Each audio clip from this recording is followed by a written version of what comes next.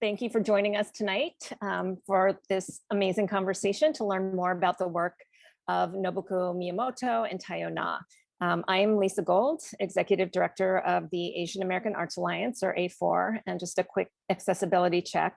I am a Hapa, half Korean, half white woman with a mix of gray and brown hair pulled up in a top knot, wearing a black sleeveless dress, sitting in front of a bookcase. Amy, would you like to say hello? Sure. My name is Amy Andrier, and I'm the Executive Director of the Museum of Contemporary African Diasporan Art, aka MoCADA. I'm a Black woman with a short afro, wearing a gray sweatshirt that has one sleeve. And I am sitting on Lenape land in Brooklyn. Great. So this conversation is being presented in conjunction with our Bandung Residency, which is a new partnership between A4 and MoCADA. And we're going to be presenting one final public conversation in this kind of artist activist series on Tuesday, August 2nd with Yuri Sapi. So before we kick off this presentation, I just want to do a quick land acknowledgement, because in the before times we would be meeting in A4 offices or MoCADA offices, which are on the unceded lands of the Munsee, Lenape, and Canarsie peoples. But since we're meeting virtually, I'd like to share a digital land acknowledgement written by Canadian theater artist Adrienne Wong, because we're all occupying different physical spaces.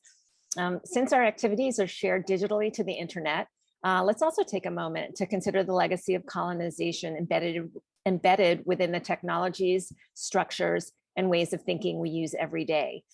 We're using equipment and high-speed internet that are not available in many Indigenous communities. And even the technologies that are central to much of the art that we make leave significant footprints, carbon footprints, contributing to changing climates that disproportionately affect Indigenous peoples worldwide. So I invite you to join me in acknowledging all of this, as well as our shared responsibility to make good of this time, and for each of us to consider our roles in reconciliation, decolonization, and allyship. And now I will introduce, first I'll introduce Nobuko Miyamoto, and then she'll speak a little bit, and then I'll introduce Taiyo. So for those of you who do not know the living legend that is Nobuko Miyamoto, she is, she's a songwriter, a dance, a theater artist. She is the artistic director of Great Leap, which is a Los Angeles-based arts organization, which she founded in 1978. She has done so many things, from the seminal album A Grain of Sand in 1973 to her work with Black, Latinx, and Asian artists. You have to read her memoir called Nacho Butterfly, My Long Song of Relocation, Race, Love, and Revolution. It's amazing. So I will give you, I'll turn it over now to Nobuko. Okay. Hi, we're going to play a little bit of an intro here.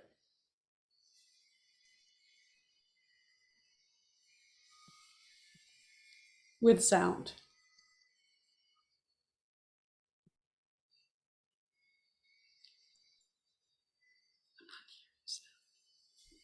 Your picture bright.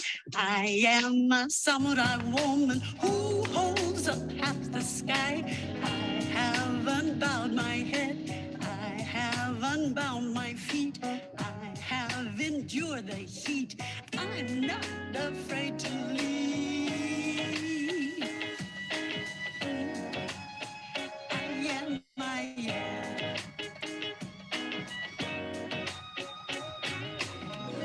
have crossed waters wide. I have climbed mountains high. I carried you inside my heart when I took a stride. I am your memory, stories of you and me, moment of breaking free, so you can be, you can be. I am. I am. I am.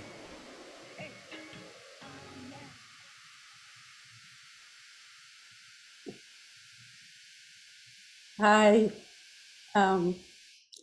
I'm so honored to be here with you all.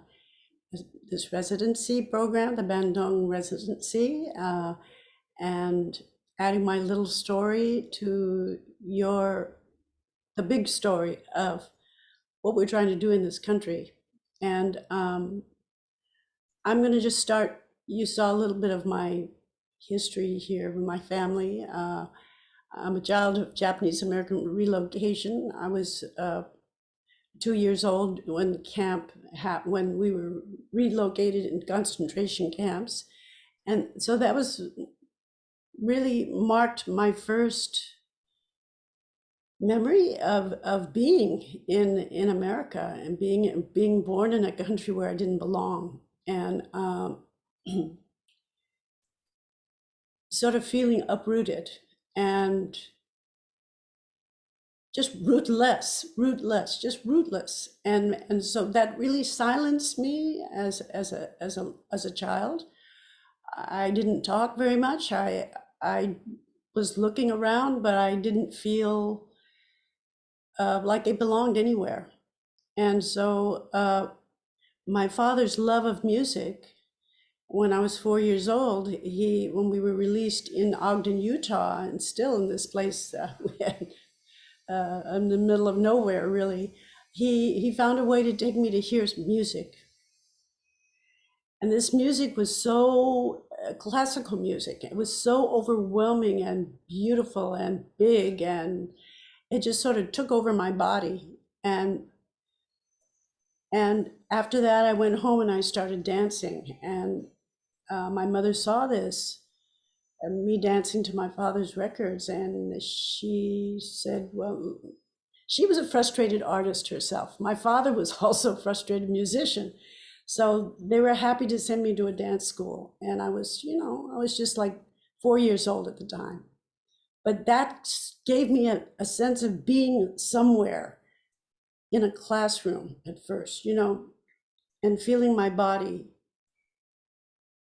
feeling myself and how I could move in the world, and having some kind of an expression besides talking, because I didn't talk. And that was really the beginning of, and my mother, though her mother died when she was very young, was someone who was always looking to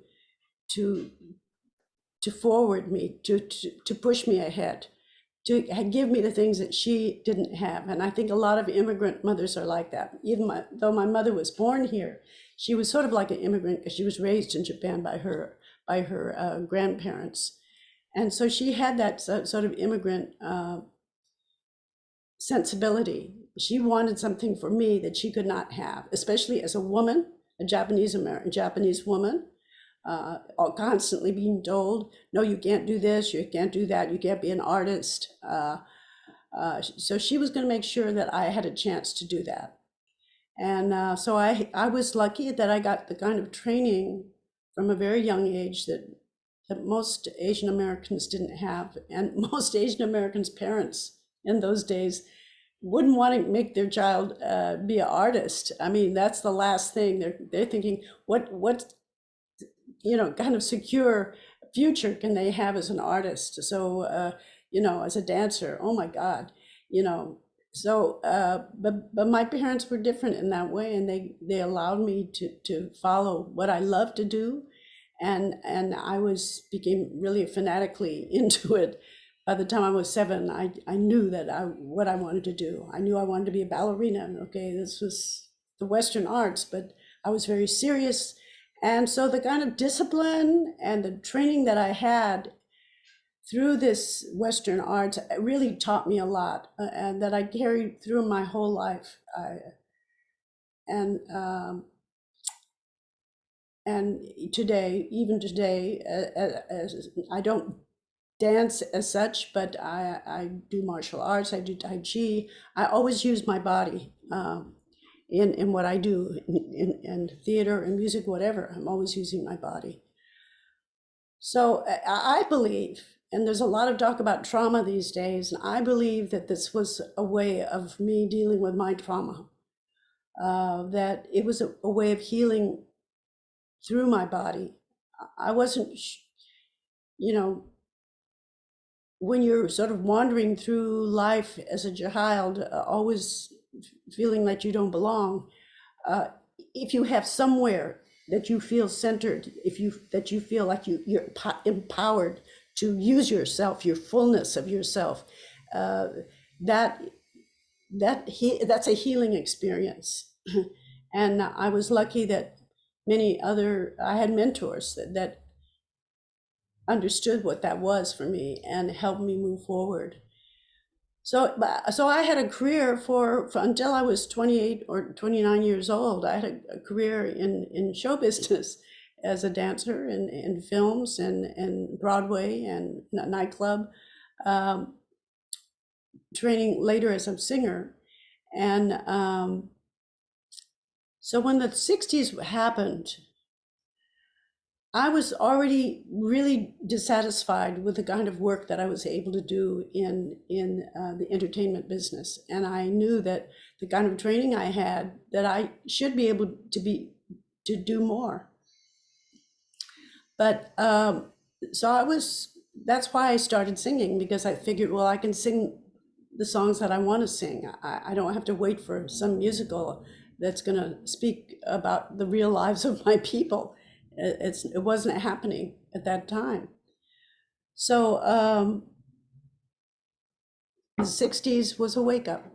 And I was lucky that I had a friend who was making a film about the Black Panthers. And that was really my entrance into seeing the movement. In 1968, in Los Angeles, the Black Panther Party, we were filming them. We were making actually a docudrama. We put an actor in to be a Panther, and so we were moving with them all the time, and sort of from the inside of seeing how they live, what they believed, what they were trying to do, and also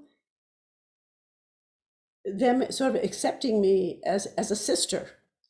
Knowing that Japanese Americans went to camp, and they knew that as activists, radicals, that they also could be put in relocation camps. So there was the beginning of a relationship there, and understanding for me the risk taking that people took to make change in this country. It was a life and death matter at that time. So in 1969, at the end of 1969, we were in New York shooting the Young Lord's Church, a takeover of the Young Lord's Church in East Harlem. And there I met Yuriko Chiyama. And that just changed my whole world. She tapped me on the shoulder and asked me what I was doing there. And I'm looking, who is this woman? You know, what is she doing here with all these Latina and Latino people and Black people? And I just couldn't imagine. And she brought me into the movement, really. She invited me to Asian Americans for Action. She invited me to Harlem, to her house, which became my second home. And I just dove into the movement. And I was lucky that in Asian Americans for Action, there was a young man who was a part of this group. His parents were a part of the group. His name was Chris Ijima, and we were really organizers. I just sort of dropped all my thoughts about being an artist at that time, and just was learning how to be a person in the movement. They didn't know what I did or what I had done, and it was a very liberating experience for me, actually, that moment of just being free of having a career or any ambition of my own. And when we went to Chicago to hook up with Asian Americans who were in the movement from the West Coast. And so East and West Coast came together for the first time in the summer of 1970 and met with the Black Panthers, met Native Americans, and realized that we were part of something greater than ourselves. We were not just these small organizations on each goat. We were truly a movement. And in that intense moment in Chicago where Fred Hampton had been murdered just a few months before, and meeting with these people, Chris brought out his guitar late at night, and he just was strumming and just fooling around, and came up with something right there on the spot. And then I just started singing with him, and we locked in together, and we wrote a song just right on the spot. And the next day we sang it for the JECL, which was, we were there to present something to them and all these young activists. And at that moment, after we sang the song, we realized this kind of magic connection that we had made, singing our feelings to people who look like us, to our brothers and sisters. And that was like shifted everything for me. I mean, I had never sung for an audience like that. And in fact, it wasn't an audience. It was, I was singing for my brothers and sisters, and they were responding in kind. So that moment, plus the death of one of the people, the young activist who was murdered while we were there, made us realize that we had to come together beyond our own self. And so we started moving around like troubadours all over the country. And but my home base was at that point in New York. And I want to share this song because without the Black movement, there would be no Asian American movement. We knew that. And Yuri Kochiyama was one who was always opening and making connections. And she connected us with the Republic of New Africa, which was the organization that formed after the death of Malcolm X. And this is a song that we wrote that reflected, and that we won't do the whole song, but we'll do some of it so that you can just sort of hear the spirit of the song, and that we picked up their slogan, "Free the Land," and made an offering to the Republic of New Africa.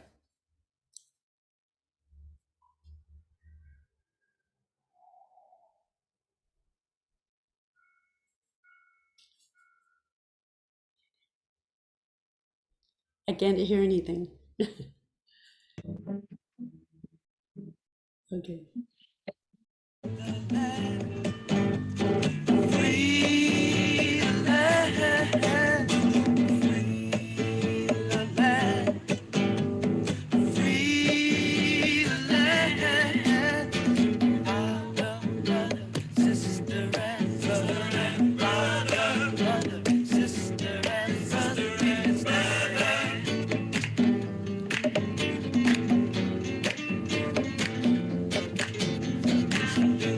Remember what Mama said, you reap what you have sown.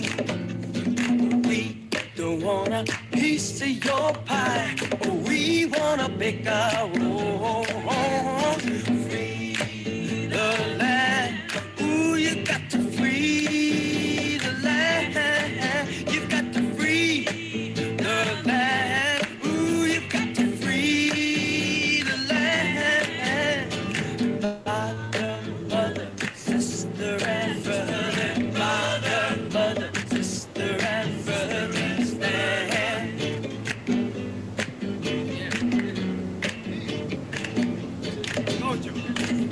What? With our sweat, people with our greed. This man says he owns it. Who's it be? The land, ooh, you got to free the land. You got to free the land, ooh, you got to free the land.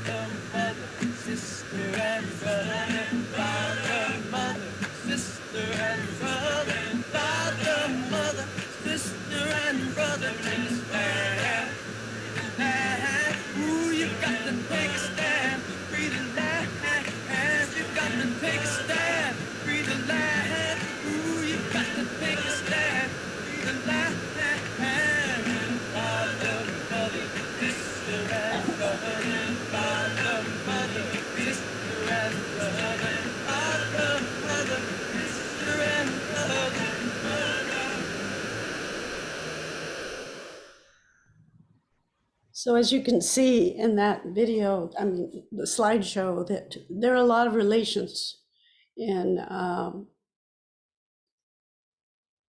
not only political relations, but personal relations that came out of that period. Atala Ayubi and Matulu Shakur were on that recording, and Matulu Shakur is still in prison. He's a political prisoner, has been in prison for more than 30 years, and now has cancer, and they still won't release him. Kamau's father, Atala Ayubi, he was in Republic of New Africa, and Kamau, you can see my son, his father died when he was 10 weeks old. So trying to build a mosque for in the name of Malcolm, which still exists today. So this, so these relationships have been not only something that started in the movement, but have become part of our lives, and just sort of a natural part of our life. In fact, another kid in there was a Tupac Shakur, who was sitting on the lap of Matulu. So all of this was just part of what we lived, but it also was what influenced my work going into the future, because work reflects your life, and so going forth, I moved back to Los Angeles to raise as a single mother, to try to raise my child, and so always my work was influenced of how to bridge worlds.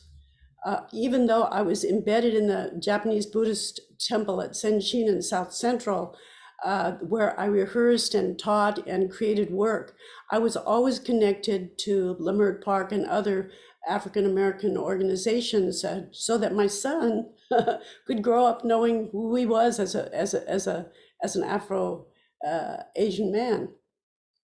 And so these things became sort of an organic thing for me. And later, I did finally get married. My mother was very happy about that. I finally got married to an African American 13 years later, and who is a filmmaker and is made a film called 100 Years from Mississippi, which Taiyo, you saw, right? In Harlem. And about his mom who was born in Mississippi and whose family had to flee because of a lynching. So all of these things become part of our lives. That's all I'm saying. And as you move forward, you're always trying to think, how can I, especially in this time, how can I help other people, make it easier for others to cross borders so naturally, so and enrich our lives, not just the movement, but enrich our lives and have more freedom, because we have to have freedom now. We can't just think about freedom in the future. We have to create the world we want now. And I want to play a little bit, because time is going really fast. I want to play you a little bit of Fandango Bon, of a project that we now do as a festival. We now do an eco arts festival.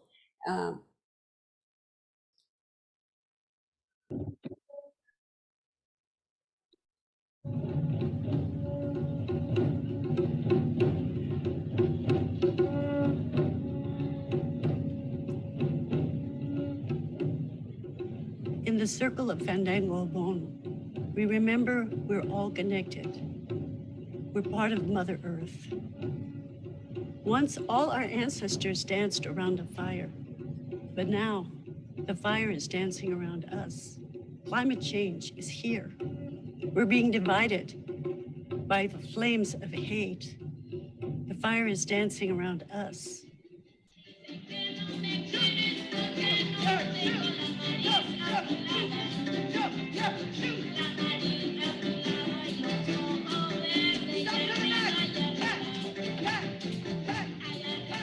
Today, Our cultural spaces are being threatened by gentrification. But this circle of bricks designed by Isamu Noguchi, he designed it for Obon. But we're using it as an intersection between all of our communities so we can remember, tell our stories, and build on our cultural practices.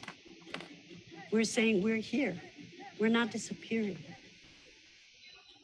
3, 4, 1.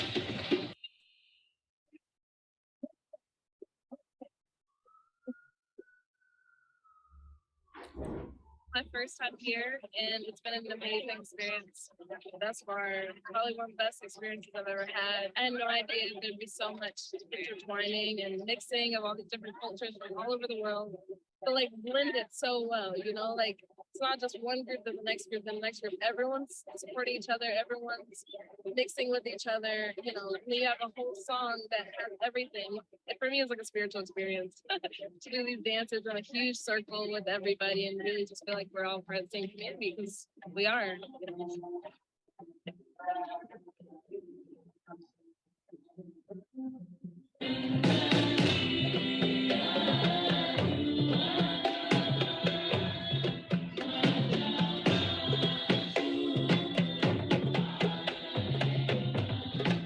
It is important to have spaces in the community where people can come together and share and to see that it is possible for all of us being tolerant and appreciate everyone's differences. And instead of making wars, make it come us together and respect each other.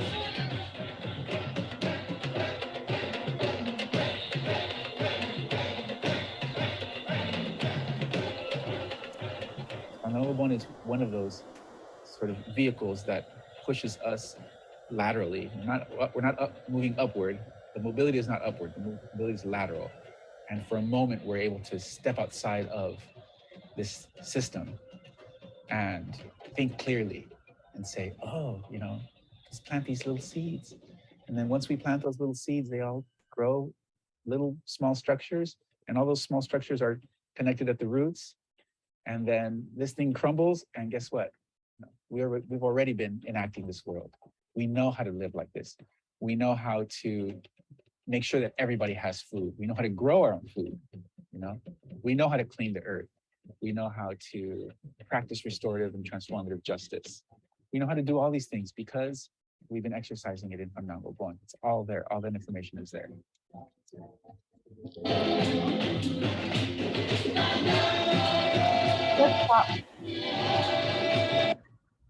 Okay. So I don't want to go into Taiyo's time right now, but we'll talk about this afterward. I'd like to talk more about this project. So thank you for giving me your attention, and we'll speak more after Taiyo. Thank you so much, Nobuko. Now we will introduce Taiyo, who is a writer, an educator, musician, and he's been working for more than 2 decades across communities. So he's going to share a little bit about his work now. I'm going to turn it over to you, Taiyo.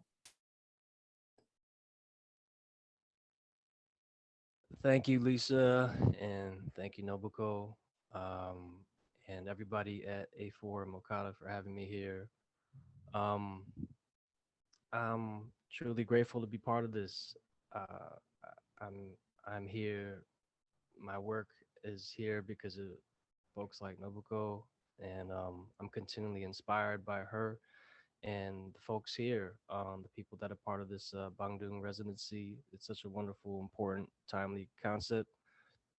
And I'm gonna try to speak louder. And yeah, thanks for having me. I hope this could be definitely more of a dialogue. I know we were asked to each speak about our work first.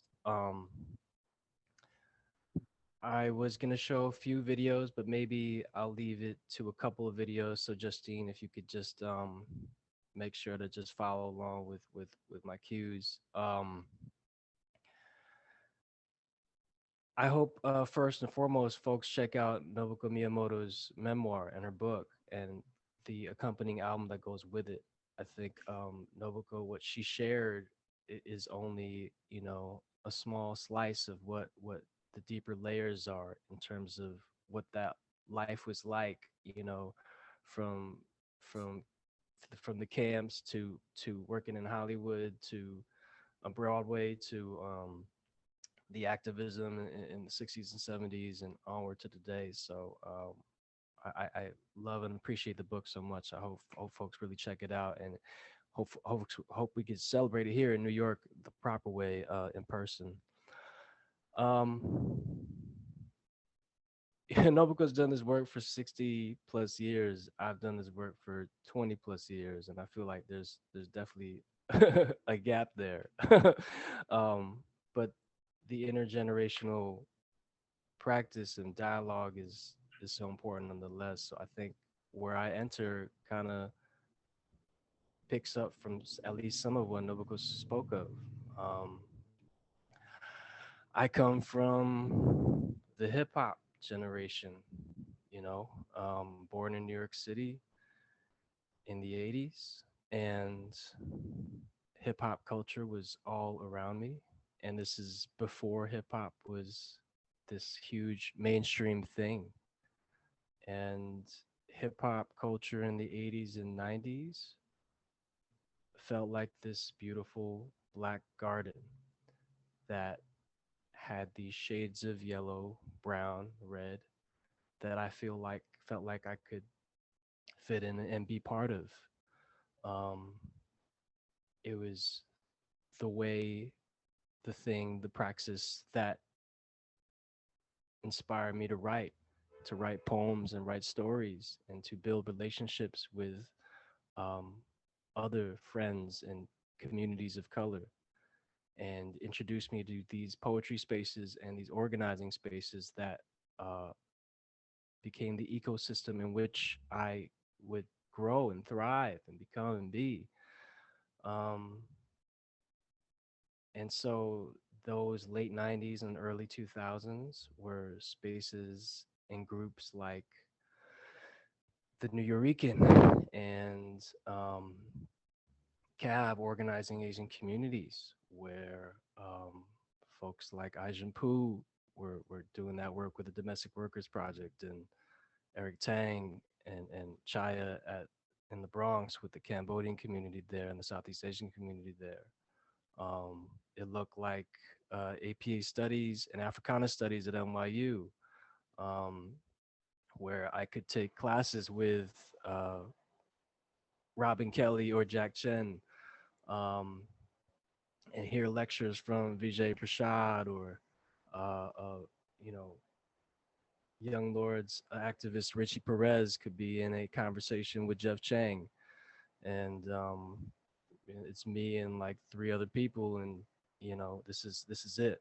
Um, it's in that firmament and that culture and in those poetry cafes and community organizations in which young me could be radicalized or revolutionized or brought into this. And so uh, by the time I was in my early to mid 20s, and I was thinking about the kind of music and poetry I wanted to put out into the world, into the technology of that time, which was MySpace, iTunes, and YouTube. Um, this first music video of mine came to be, and just seeing if you can cue that up. It was directed by Gary San Angel. It's the Lovely to Me Immigrant Mother one. Um, I think you'll be able to hear it in the music. Is basically right Tupac and Nas influences, as well as the grain of sand, as well as the Asian American movement work. Um, and I have another Asian American elder musician in this on the song as well, Jason Cao Huang, a brilliant violinist, jazz musician who is playing with me as I rap and sing. And the film itself by Gary San Angel, who was part of Peeling the Banana in the 90s and is his own film and theater and music artist. He, along with the Asian Arts Initiative in Philadelphia, really made this project that I'm super grateful to have been part of. It really represents that community ethic um, of trying to document folks in the Philadelphia Asian American community. And so the way they made this was really arming and presenting cameras, high quality cameras at the time, to the young folks who work with that community. So they're shooting their grandmothers, their aunties, the folks in their families, and it's a dedication to the love and the resilience of our particular migrant communities. So just seeing if you could play this, and hopefully it'll spark some things.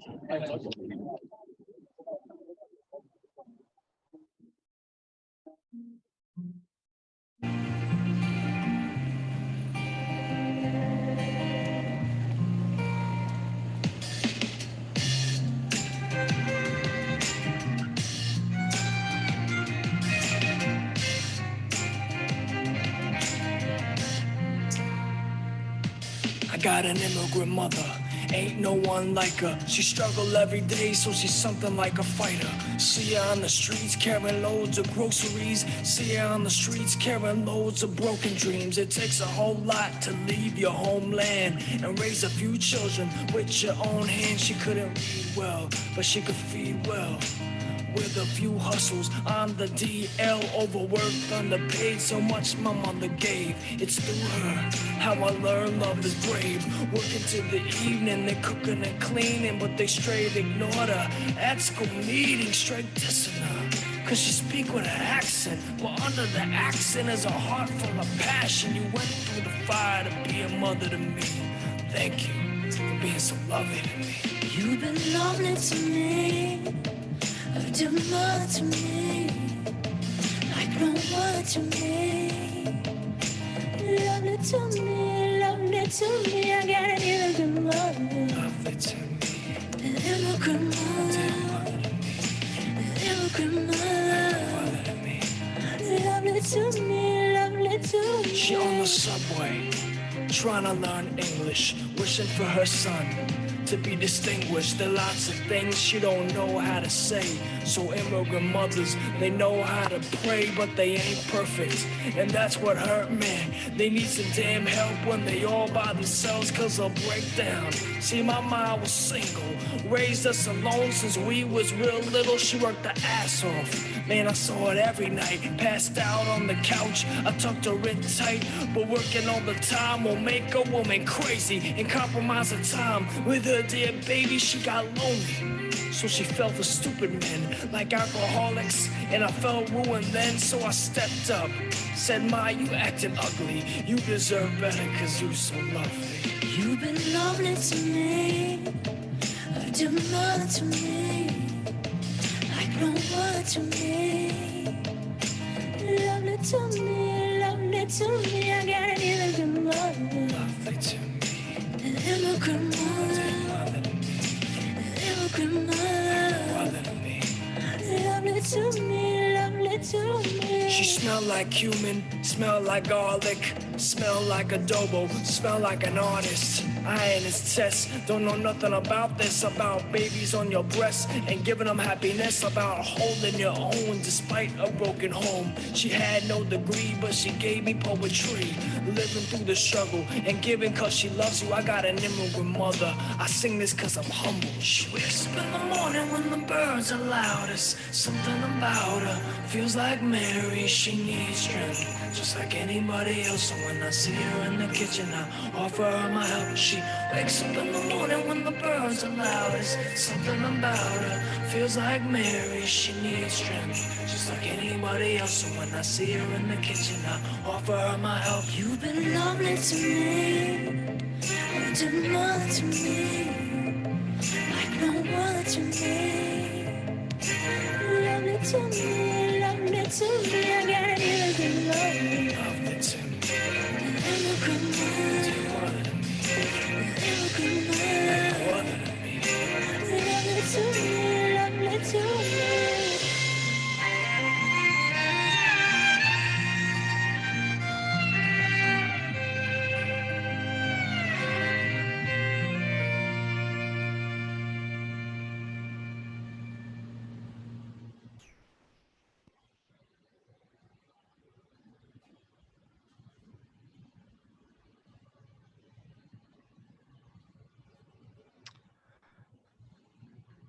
Mm, that was 2009 when it came out, and it was written in around I think 2004, 2005, and um, kind of like the Grain of Sand album. I did a lot of shows with that, did the Troubadour thing, and so by the time it came out in 2009, it was kind of like a crystallization of the moment and what we had been through already the last few years.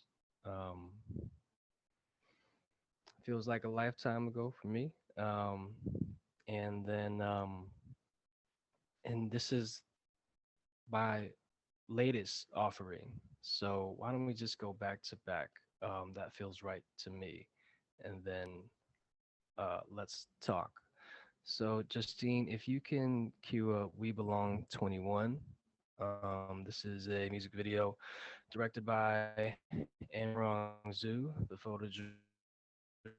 photojournalist, and it's dedicated to Corky Lee, the great Asian American movement photographer who passed away a year ago. It was a song that was created in the wake of this current wave of anti-Asian violence, especially after the Atlanta shooting. And Teresa Vu, Tivu, my music partner, galvanized us together, as well as folks like Phil Yu of Angry Asian Man, called us to put out a new version of We Belong, which we had first recorded and performed back in 2009, 2010, where we sampled a Chris Ajima song, Asian song, which was performed in the late 70s and recorded in 1980 from his Back to Back album with Charlie Chin. So there's a lot of what they call intertextuality here, and um, the the this whether or not I think folks catch the historical references. This is a song, especially for this moment, and what we wanted to say about this moment around anti-Asian violence, about what the API community is going through these last couple of years, and a message of solidarity and especially BIPOC solidarity, and the ways in which we do belong, not just the ways in which we don't belong. So yeah, Justine, if you could play this video, thank you.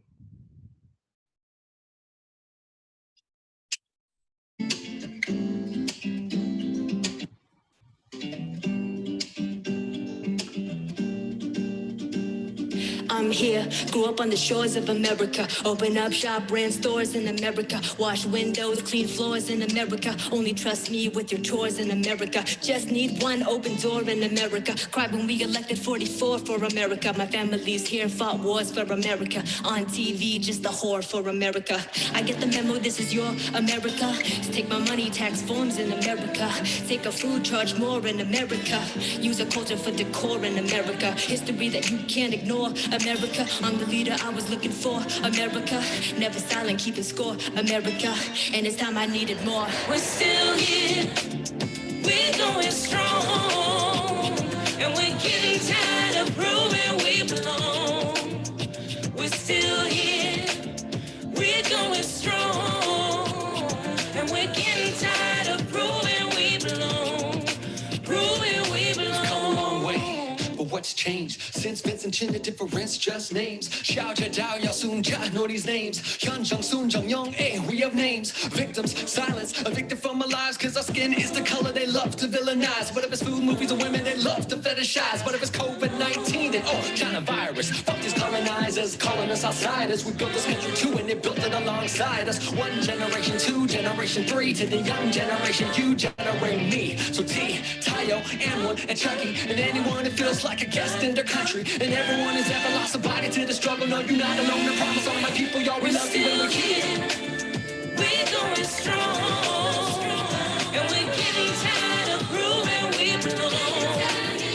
We're still here, we're going strong, and we're getting tired of proving we belong. Proving we belong. I've washed the clothes, and these hands have served the food. Heaven knows, And my neck has felt the mob's rope and it's been behind barbed wire. My arms have nailed down railroad track, our back has been for hire. These hands have fought just to send the souls on fire. We belong to each other, magnitude and bond. Black feminist scholarship, indigenous songs belong at the center like ethnic studies. Be the Robin Hood and invest in us. We be living pleasure acts abundantly. Abolition is healing our suffering. Belonging our purpose to the ones in need. Cause if one ain't got it, ain't no one free. I speak from the streets till I not be king. All my relations need reparations. Power to the people, our disposition. Belong to the land with First Nations permission. Maktub, the word that was written when we decolonized. We belong to wisdom, the cry for liberty, the right side of history. Overstand the bigotry, it's never really finished. Still here, even when it's slow, we're going strong. But we're getting tired of proving we belong. We're still here, even after all we're going strong. But we're getting tired of proving we belong. We keep proving we belong.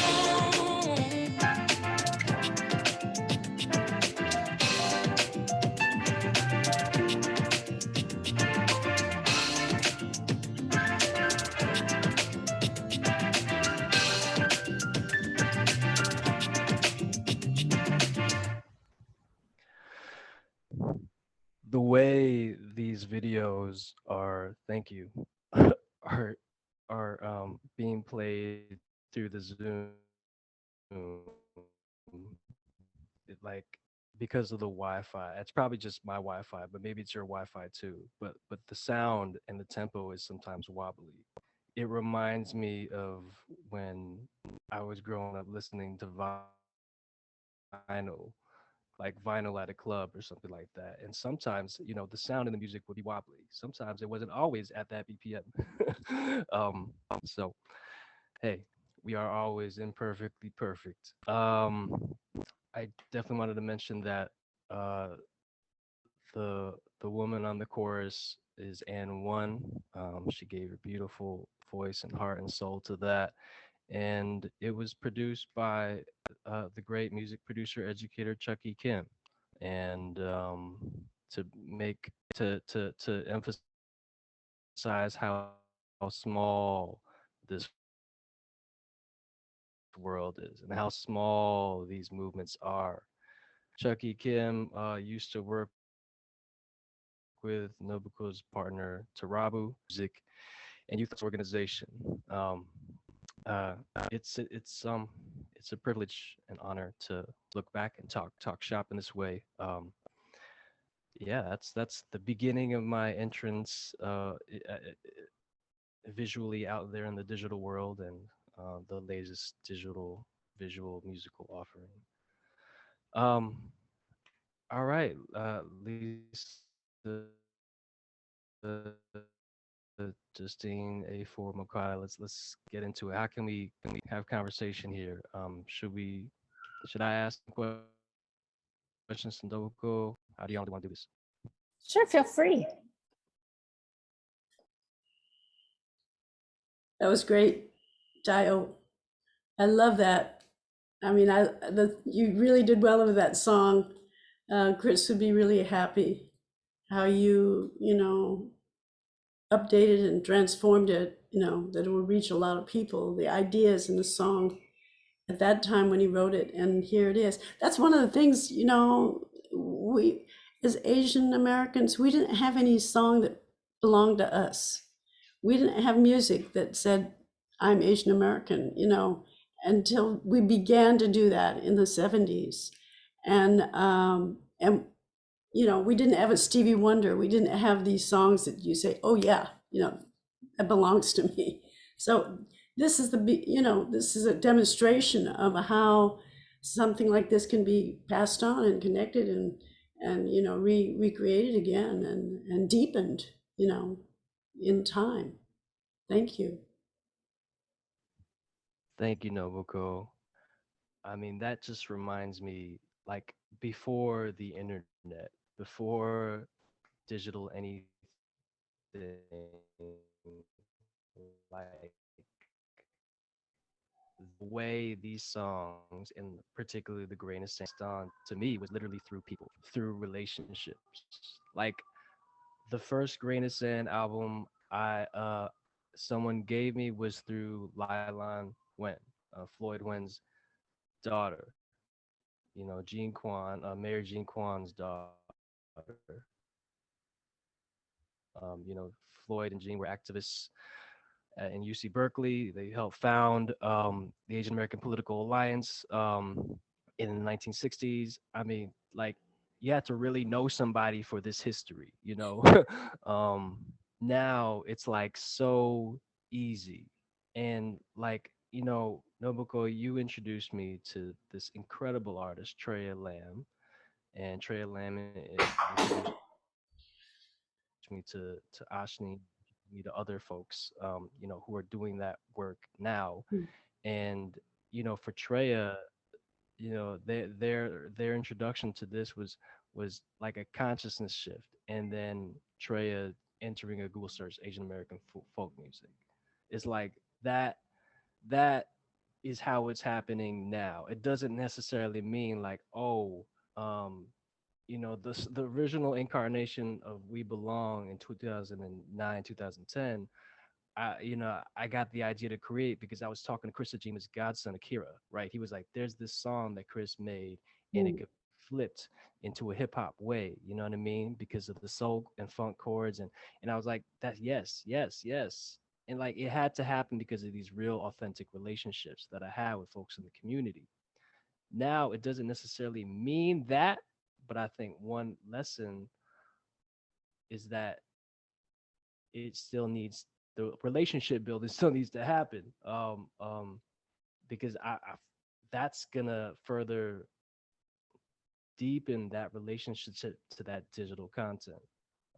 I know folks are getting hip to this movement work and to the connections to what you have been doing, and whether it's the Shakur family or the Kochiyama family or the Jima family, like folks are getting hip to more and more of this stuff from the 1960s and 70s. But um, I just hope that the younger folks still take that time to build those relationships, and I know they are. It just makes me think about that what you were just saying. Well, the more the more you know, the more you want to know. You know, it's like the deeper you get into it, the interest and your curiosity. Like I saw in your film, I saw Grace Lee Boggs and James Boggs, her husband, together. So that was an interracial Black and Chinese marriage that was really a dynasty of, oh my God, in Detroit and all over, and went as far as Africa.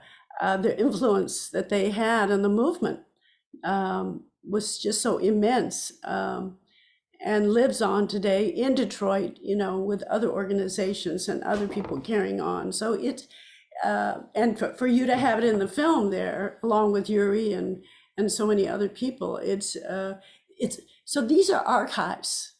Martha Gonzalez, whom I work with in the Fandango Bone project, and Quetzal, her husband, was the one that was speaking at the end. They are, they see music as archives. And when they said that, I went, oh my God, that's right. People feel, music is lightweight in a way. It's not given the credit for what it really is, the stories that really it holds and the history that it holds in time and space. And the deeper that people go into it. And now we have visuals to go along with the music. So that adds another dimension to it. So it's very, I just, because the arts, and we're speaking to artists, we know that, the work that the artists do, when you go to Paris, you're not there to figure out who was president in 18 something, you're going there to see the art. When you go to a country, you're going there to see and remember, the stories are being told through the art. So what we're doing now, even though it feels ephemeral, it will have lasting value.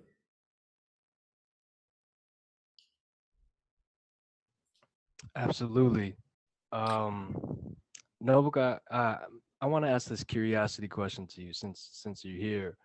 Um, you once hit me and generously shared with me the first vinyl pressing of "We Are the Children," which was a vinyl single, and it was recorded in Detroit, I believe, No, in New York.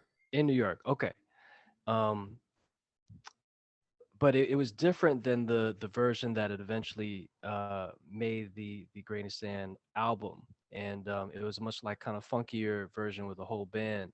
And you in your latest musical offering, it felt more jazz than ever before. And the Grain of Sand, the iconic album that so many folks know, is much more uh folksier, in which I think is very much a sound of that time period. And I'm wondering, right, like how what were the choices that go into kind of the genre that your message fits in? Like what informs that? Or maybe it's style, maybe not so much Yeah, genre. so it depends like the context in which it's done. That piece, the first that recording that I gave to you, which is very rare actually. I don't know how many of them are left. One side has "We Are the Children" and the other side has a song called "I'm All Right, Jack," which was never put on. That was never recorded after that. But that recording was a black producer. Now I can't remember his name because I have a terrible memory for names. But it was a black producer, and he brought the musicians in. So it had the feel of the black musicians. It was faster. It had a Motown kind of a thing to it, and it was fun to do it with them. And Chris and I just got into that feel. The same thing happened with Somos Asiáticos, which is on the Grain of Sand album. It was actually recorded before Anna 45 with Pepe and Flora, this couple from Puerto Rico who wanted to record us to take the music to Puerto Rico and Cuba. And they brought in these cuatro players, and so Chris and I got to play. I'll share that cut with you at some point too. We got to play with these authentic, Puerto Rican musicians.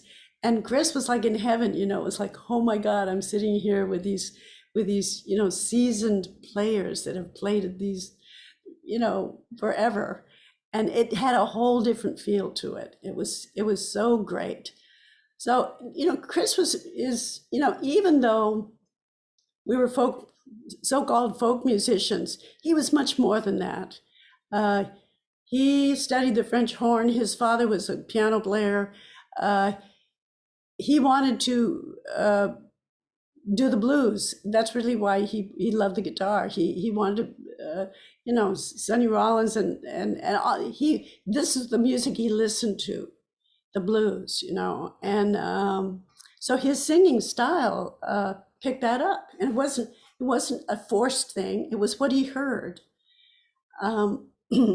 So, when we were making A Grain of Sand, we even had that conversation. Well, what should it sound like? We don't play Japanese instruments. We don't, what should we sound like? And finally, we had to say, we should sound like what it feels natural to us, what we like and what we feel. And that is a compilation of all of these kinds of music that we grew up hearing. That's authentically who we are. It would be inauthentic to try to pretend that we were Asian musicians. That would be inauthentic to where we were at the moment. So it's a journey. These now I'm more into Japanese music, obon music, which is a form of folk music from Japan that people dance to. So, but I'm not an expert in it, but I'm still more deeply learning about it than than any other kind of Japanese music. So it is a journey, like your music has grown and changed, and you're clear about who your influences are, which I love. You can't hide that. That's part of who you are now. That's part of your DNA, as far as I'm concerned. We're not pretending to be a certain way. That's who we are. That's what it feels like from the inside out at this point. And I'm sorry, Nobuko. I was just going to interrupt to barge in here and just say that we are probably going to wrap this up.